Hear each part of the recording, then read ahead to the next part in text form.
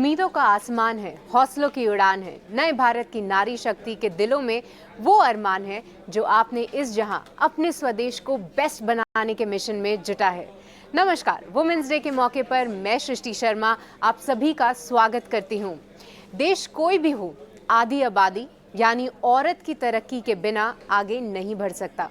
भारत में तो औरतें स्पेस से लेकर स्पोर्ट्स में, कारोबार से लेकर कला के नए कीर्तिमान बना रही हैं। और आज ईटी नाउ स्वदेश का ये स्पेशल शो इस नारी शक्ति के नाम है। हम आपको कॉर्पोरेट वर्ल्ड में धूम मचाने वाली उन 10 महिलाओं की सक्सेस स्टोरीज के बारे में रूबरू करवाएंगे जो पूरे देश की महिलाओं को बेहतर से बेहतरीन करने के हौसला दे रही हैं। साल 1978, जगह बेंगलोर, सपने आसमान छूने की थी, लेकिन नई कंपनी खोलने के लिए पूंजी बस 10,000 रुपए ही थी। मगर यहीं से ऐसी कामयाब शुरुआत हुई जो सबके लिए मिसाल बन गई। हम बात कर रहे हैं बायोकॉन की फाउंडर किरण मजूमदार-शॉ की। इस नाम के पीछे ना कोई कारोबारी घराने का टैग और ना ही बिजनेस का कोई अनुभव। साथ में थी ऑस्ट्रेलिया की बेलार्ड यूनिवर्सिटी से मॉल्टिंग और ब्रूइंग में डिग्री। बचपन में डॉक्टर बनने की ख्वाहिश रखने वाली किरण मजूमदार-शॉ मेडिकल सेक्टर से जुड़ी कंपनी खोलना चाहती थी, लेकिन कंपनी खड़ा करना आसान नहीं था। कई मुश्किलों का सामना करने के बाद किरण मजूमदार-शॉ ने कंपनी तो खड़ी कर ली, लेकिन मुश्किलें खत्म नहीं हुई। बायोटेक्नोलॉजी उस वक्त एकदम नया कॉन्सेप्ट था। दूसरा, किसी महिला के बिजनेस संभालने की क्षमताओं को लेकर सबकी अपनी धारणाएं थी। किरण मजूमदार-शॉ अपनी कंपनी के लिए स्टाफ भी नहीं जुटा पा रही थी। बायोकॉन के शुरुआती 2 कर्मचारी ट्रैक्टर मैकेनिक थे, लेकिन कहते हैं ना, जहाँ चाह वहाँ राह में कामयाबी मिलती गई और कारवां आगे बढ़ता गया। शुरुआत के थोड़े दिनों बाद ही किरण मजूमदार-शॉ के प्रोजेक्ट में भागीदार बनी आयरलैंड की बायोकॉन केमिकल्स, जिसने यूनिलीवर से इक्विटी खरीद ली और किरण मजूमदार की कंपनी की नई पार्टनर बन गई। फार्मा क्षेत्र में बायोकॉन ने अपना तेजी से विस्तार किया। आज बायोकॉन भारत की सबसे बड़ी लिस्टेड बायो फार्मास्यूटिकल कंपनी है। बायोकॉन का वैल्यूएशन करीब 30,000 करोड़ रुपए से ज्यादा है। अमेरिकी बाजार में कंपनी की पहुंच है। मलेशिया में मौजूद बायोकॉन की इंसुलिन फैक्ट्री एशिया में सबसे बड़ी है। आज किरण मजूमदार-शॉ की नेटवर्थ करीब 260 करोड़ डॉलर है। किरण मजूमदार को पद्म भूषण और पद्म विभूषण पुरस्कार मिल चुके हैं। कारोबार के ये आंकड़े कामयाबी की कहानी कहते हैं। 10,000 रुपए से शुरुआत करने वाली कंपनी की एक महिला फाउंडर के संघर्ष और कामयाब एंटरप्रेन्योरशिप की मिसाल पेश करते हैं, जो देश की आधी आबादी को खुद के दम पर आसमान छू लेने का हौसला देते हैं।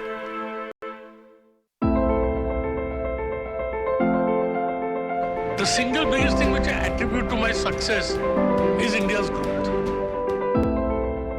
राकेश झुनझुनवाला को कौन नहीं जानता, मगर आज हम बात राकेश जी की नहीं बल्कि उनकी पत्नी रेखा झुनझुनवाला की कर रहे हैं। राकेश झुनझुनवाला की तरह ही रेखा जी की लाइफ भी बहुत इंस्पायरिंग है, जिन्होंने 2023 में महज 2 हफ्तों में 1,000 करोड़ रुपए की वेल्थ बना ली, वो भी 15 दिनों के भीतर। वैसे ताजा आंकड़ों की माने तो रेखा झुनझुनवाला की नेटवर्थ करीब 8 बिलियन डॉलर है। रेखा जी का जन्म 12 सितंबर 1963 को हुआ। रेखा जी ने ग्रेजुएशन की पढ़ाई मुंबई यूनिवर्सिटी से पूरी की।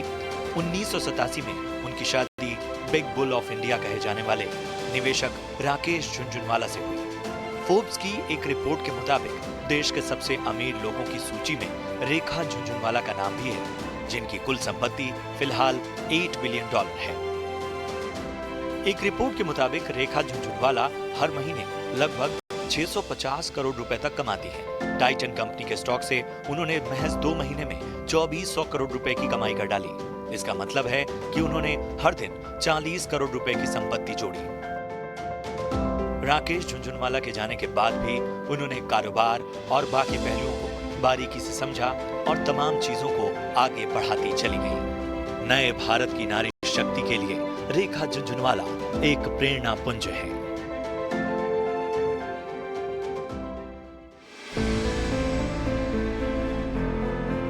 सपने देखने की हिम्मत करो, एक्सीलेंस को हासिल करना सीखो। रिलायंस इंडस्ट्रीज के फाउंडर धीरूभाई अंबानी के ये अल्फाज महज एक सीख भर नहीं थे। उनकी पोती ईशा अंबानी के लिए ये जिंदगी का मूल मंत्र बन गया। एक बड़े कॉर्पोरेट घराने से जुड़े होने की वजह से उम्मीदों का बोझ भी बढ़ा था। बदलते जमाने और कारोबार की बदलती दुनिया में खुद ही अलग पहचान बनानी थी और इसके लिए ईशा अंबानी खुद को तैयार किया।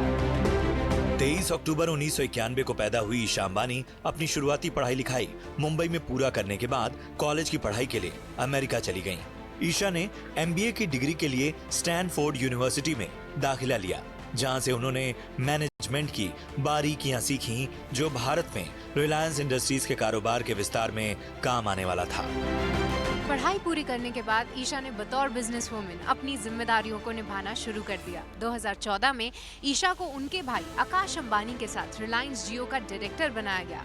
जिम्मेदारियों की लिस्ट से जियो फाइनेंशियल सर्विसेज का निदेश पद और रिलायंस फाउंडेशन की कामकाज में भी बड़ी भागीदारी उनकी शामिल थी। एक बिजनेस वुमेन और समाज सेवी के साथ पेंटिंग का शौक रखने वाली ईशा अपनी लाइफस्टाइल के लिए भी जानी जाती हैं। लेकिन कारोबार की दुनिया में ईशा ने अपनी अलग रिलायंस इंडस्ट्रीज के रिटेल डिवीजन RRVL के जरिए पहचान बनाई। 2023 में ईशा को रिलायंस रिटेल वेंचर RRVL के CEO पद की जिम्मेदारी दी गई। वैसे तो रिलायंस रिटेल वेंचर 2006 में ही वजूद में आ चुका था, लेकिन ईशा अंबानी के कंधों पर खड़ी रिलायंस रिटेल ने लगातार शानदार प्रदर्शन किया। ईशा की अगुवाई में रिलायंस रिटेल ने न सिर्फ कई इंटरनेशनल ब्रांड्स के साथ पार्टनरशिप की अधिग्रहण पूरा किया, बल्कि कई ब्रांड लॉन्च किए। ईशा की अगुवाई में अगस्त 2023 तक रिलायंस रिटेल की नेटवर्थ करीब 8.2 लाख करोड़ थी। कारोबार के साथ साथ वो अपनी ट्विन्स आदिया और कृष्णा की मम्मा होने की जिम्मेदारी भी बहुत अच्छे से निभाती चली गई। अंबानी परिवार की लाडली और पिरामिल घराने की बहू ईशा नए भारत की नारी शक्ति की शानदार मिसाल पेश कर रही है।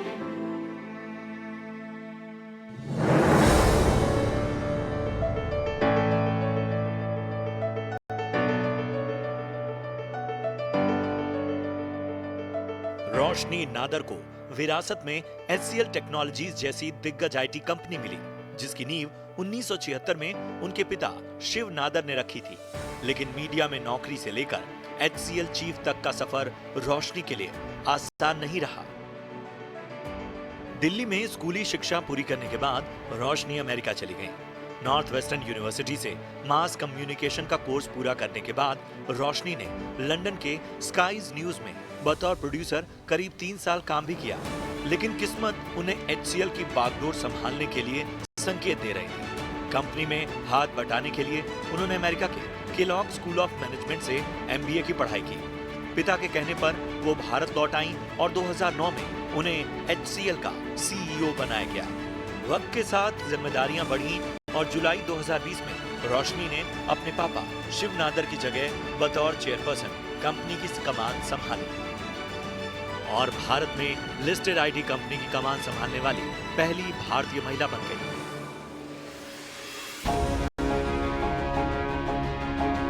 कारोबार की जिम्मेदारी संभालने के साथ साथ रोशनी नादर अपनी क्रिएटिविटी के लिए भी वक्त निकालती है। साथ ही अपने सामाजिक सरोकारों को भी बखूबी निभाती है। साथ ही बतौर शिव नादर फाउंडेशन की ट्रस्टी कई स्कूल और कॉलेज बनाने के साथ साथ उन्हें चलाने की जिम्मेदारी भी निभा रही हैं। 2022 में उनकी प्रोड्यूस की हुई wildlife TV series the brink को नेशनल फिल्म अवार्ड मिल चुका है।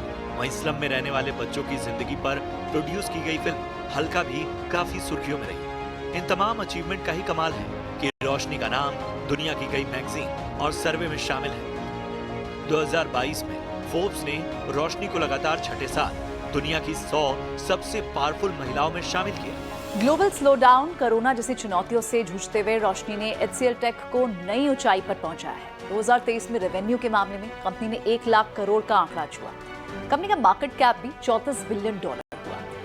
रोशनी की अगुवाई में कंपनी ने कई मेगा डील की और अब कंपनी अपने कारोबार को आगे बढ़ा रही है। रोशनी की अगुवाई में कंपनी कई मेगा डील के जरिए अपने कारोबार को आगे बढ़ा रही है।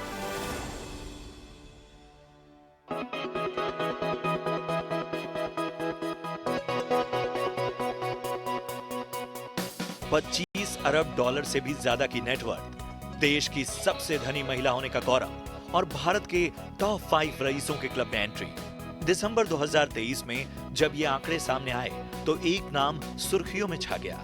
एक साल उनकी नेटवर्थ 9.6 बिलियन डॉलर बढ़ गई और नेटवर्थ ग्रोथ की रफ्तार में देश के कई दिग्गज कारोबारी पीछे छूट गए। हम बात कर रहे हैं ओपी जिंदल समूह की चेयरपर्सन सावित्री जिंदल की। चमक दमक से दूर और लो प्रोफाइल रहने वाले व्यक्ति को शायद ही दुनिया का बड़ा तबका परिचित हो, लेकिन 2023 के बाद ब्लूमबर्ग बिलियनर इंडेक्स के आंकड़ों की कामयाबी के बाद दुनिया के लिए एक बड़ी मिसाल बन गई।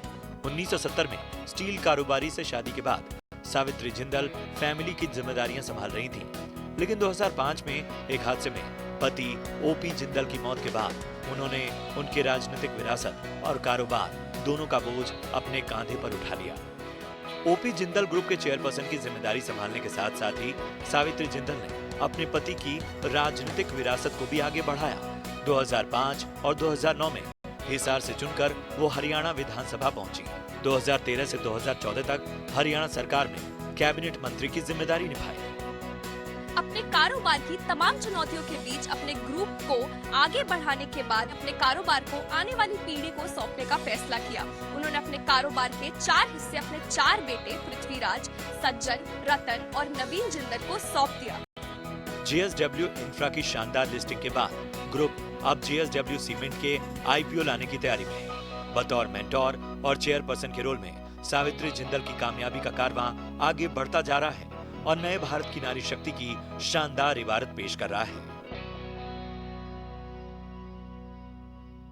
इस स्पेशल शो में फिलहाल वक्त हो चला है एक छोटे से ब्रेक का, पर आप कहीं मत जाइए क्योंकि ब्रेक के बाद कॉर्पोरेट वर्ल्ड में कमाल दिखाने वाली कई और वुमेन पावर से आपको रूबरू करवाते रहेंगे।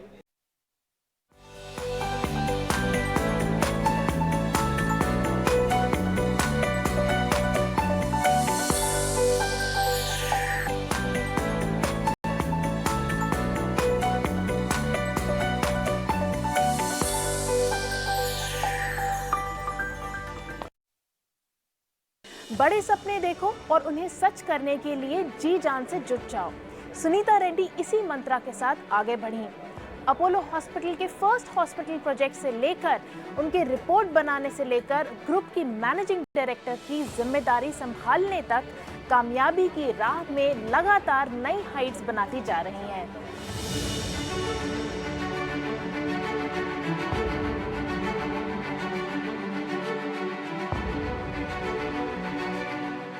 सुनीता रेड्डी अपनी कामयाबी में अपोलो हॉस्पिटल के फाउंडर और अपने पिता डॉक्टर प्रताप सी रेड्डी के भरोसे को बड़ी वजह मानती हैं।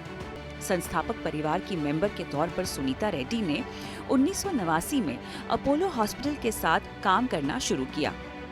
फैमिली बॉन्डिंग और हेल्थ सर्विस से जुड़े मैनेजमेंट की अच्छी समझ का ही नतीजा था कि अपोलो का पहला हॉस्पिटल बनने के महज 5 साल के भीतर ही 3 और हॉस्पिटल्स बनकर तैयार हो गए। सुनीता रेड्डी ने 1995 में पहली बार भारतीय हेल्थ सेक्टर में FDI लाने में बड़ी भूमिका निभाई।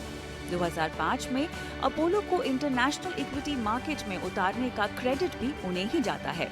साथ ही भारत के पहले मास्टर हेल्थ चेकअप को डिजाइन करने और पहले प्रोटॉन थेरेपी सॉल्यूशन जैसी सुविधाओं की शुरुआत के साथ सुनीता रेड्डी ने तेजी से उभरते हुए भारतीय हेल्थ सेक्टर को एक नई दिशा दी।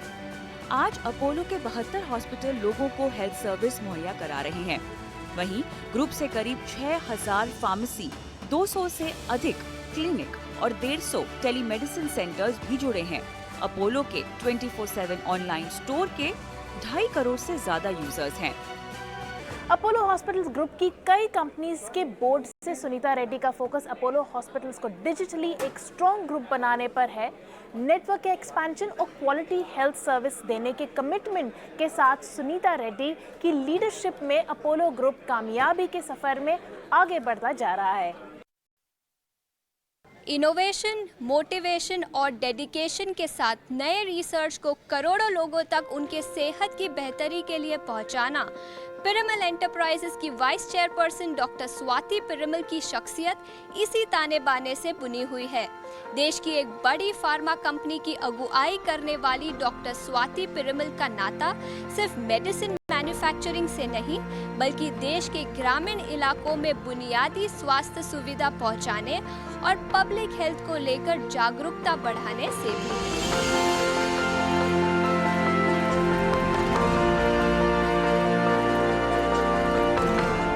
मिशन बड़ा था, लेकिन इसकी शुरुआत छोटे छोटे कदमों से हुई। परिवार के एक बच्चे पर हुए वैक्सीन के साइड इफेक्ट से उन्हें डॉक्टर बनने की प्रेरणा मिली। डेडिकेशन ऐसा कि शादी के बाद भी उन्होंने मुंबई से मेडिकल की पढ़ाई पूरी की। शादी के बाद पिरामल परिवार का हिस्सा बनने के बाद कंपनी के कारोबार में वैरायटी आई और बतौर बोर्ड मेंबर उन्होंने लोगों को नए आयामों और नए सेक्टर को समझाने में मदद की।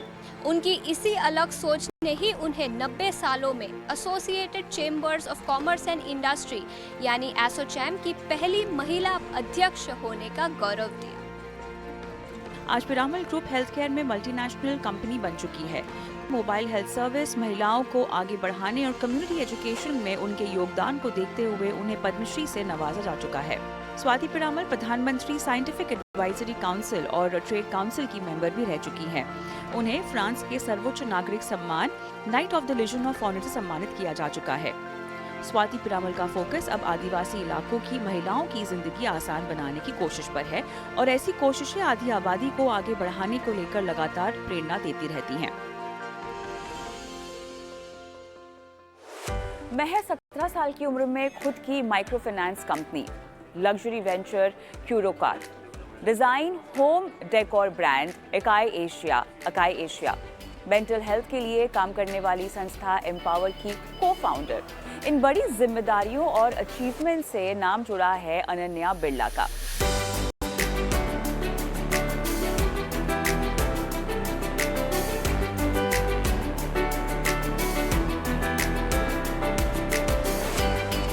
आदित्य बिरला ग्रुप के चेयरमैन कुमार मंगलम बिरला की बेटी अनन्या बिरला ने पिता के नाम से अलग हटकर अपनी एक अलग पहचान कायम की है। स्कूली पढ़ाई मुंबई से पूरी करने वाली अनन्या ने ऑक्सफोर्ड यूनिवर्सिटी से इकोनॉमिक्स और मैनेजमेंट की डिग्री हासिल की। माइक्रो फाइनेंस कंपनी स्वतंत्र माइक्रोफिन की स्थापना करके उन्होंने अपना बिजनेस माइंड तो पहले ही दिखा दिया था। अब अपनी समझ और मेहनत के दम पर अनन्या ने एक और बड़ी कामयाबी हासिल की है।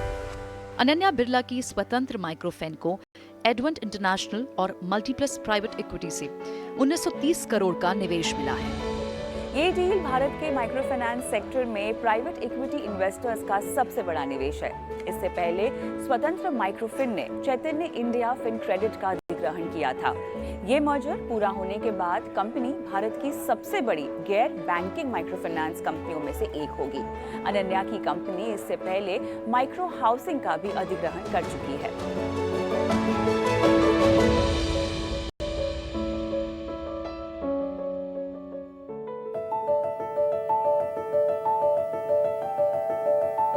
अक्सर किसी प्रॉब्लम में ही उसका सॉल्यूशन छिपा होता है। जरूरतें होती हैं जज्बे की और पारखी नजरों की। मामा अर्थ ब्रांड की को-फाउंडर गजल अलग ने इसे सच कर दिखाया और अपने पति वरुण अलग के साथ मिलकर 10,000 करोड़ की कंपनी होनाजा कंज्यूमर खड़ी कर डाली।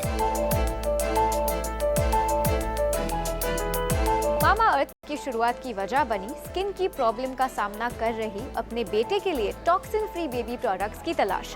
गजल अलग ने पहले विदेश से प्रोडक्ट्स मंगवाए, लेकिन जल्द ही उन्होंने मामा अर्थ नाम से खुद के ब्रांड की नींव रखने के बारे में सोचा।